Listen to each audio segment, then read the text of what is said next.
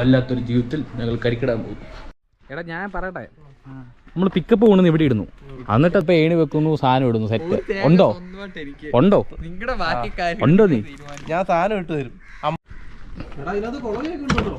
വണ്ടിയിൽ ഇതിന്റെ അപ്പുറം പിടിച്ചിട്ടുണ്ട്. മുറിഞ്ഞാ നിനക്ക് പറഞ്ഞാൽ മതി. ഇങ്ങനെയാണ് പിക്കപ്പ് ഓടിക്കുന്നത്. എടാ മുന്നോട്ടല്ല പുറകോട്ട്.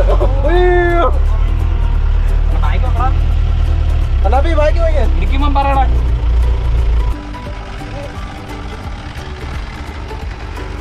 പാർക്ക് ചെയ്തല്ലോ അവിടെയാണ്. പെട്രോളൊക്കെ